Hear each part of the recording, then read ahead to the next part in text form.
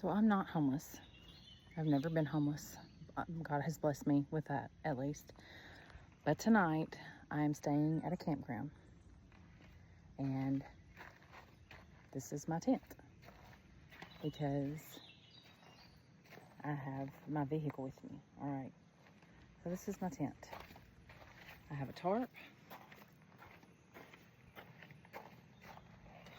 And I have tiny bungee cords. I also have a fishing pole and a knife and a chair and lights and a few little snacks. Nothing too major. I ate before I came out here. So I'm just setting up my tent right now. I have draped my tarp over this part of my car, and I'm just closing in the holes with my little bungee cords. I'm slowly putting this together. There's my bed. There's all my junk. I'm trying to organize it right now. There's my toileting area with my toileting bags. Let me tell you something about this camp toilet.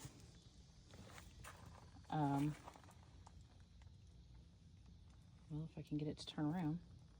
The camp toilet was my best friend during deployment because one of my fears was having to go to the bathroom in the middle of the night, which I had to do like 2 to 3 times every night.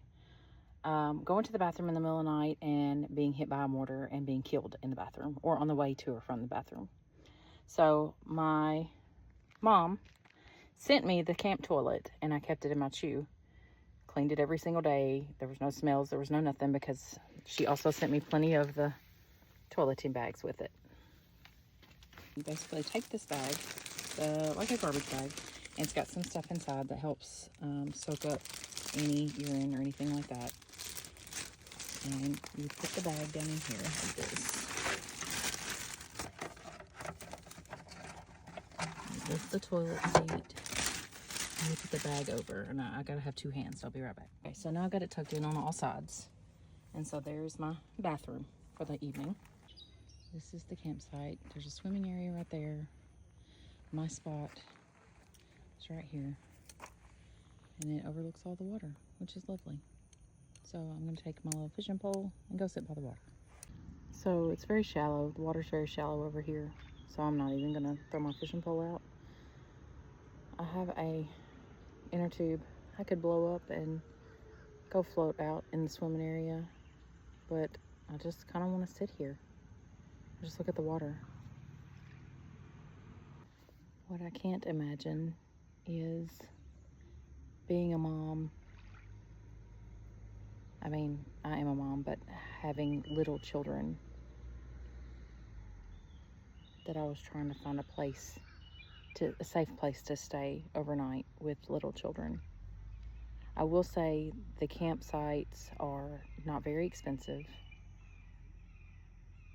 And during the summer, that would be fine if that's what you had to do. I mean, there's a bathhouse, there's a place to shower. You can sleep in a tent, sleep in your vehicle, whatever.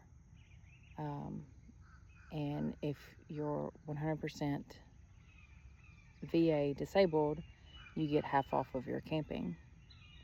The problem is most veteran women don't even have benefits yet because they don't go to the VA. They just do what they have to do. So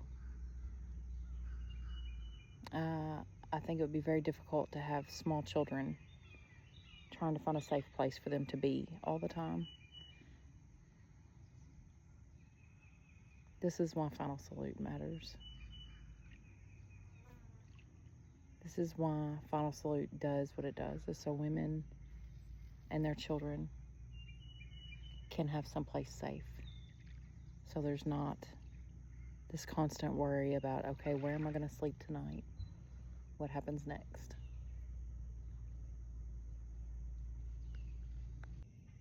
Sometimes I feel so exhausted. It is, what time is it? It's like 7 p.m. And I worked nights last night and slept about 3 hours this morning. But I'm always exhausted. It doesn't even matter if I work or not.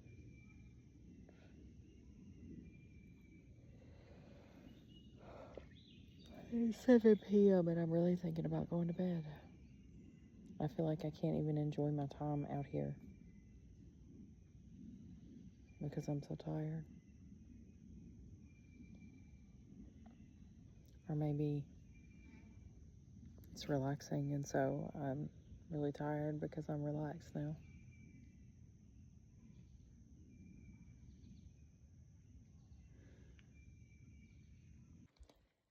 So I ended up closing the hatch of the vehicle because I was worried about mosquitoes getting in here. My car isn't exactly made for a very tall person, but I'm making it work. All of my stuff over here in the vehicle. I left my tarp up back there over the back window. I don't have the screens for the other windows yet, so, but I do have the front ones on. But this is where I'll be sleeping tonight. And it's a little warm in here. Not terrible. I do miss my box fan at home. But, so this is what car camping looks like.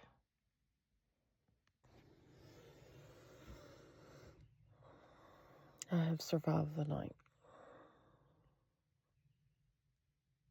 I am a little sore because I didn't have a pad, like a sleeping pad or anything under me. But it wasn't terrible. It's a little hot. Not too bad. But I can't imagine how hot it was last week trying to sleep in your car.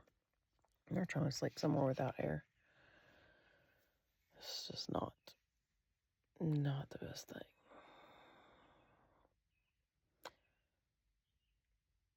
And I can't imagine sleeping in your car with no air, with all your stuff and children. No, thank you.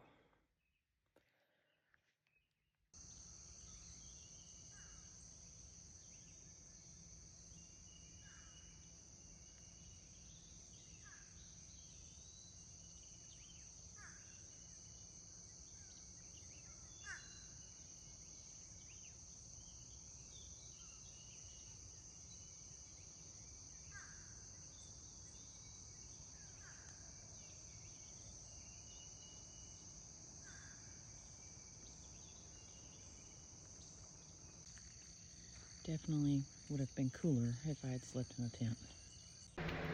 So what I ended up learning on my overnight camping trip is that I'm very blessed that I have a house to live in. Heat, cold, whatever.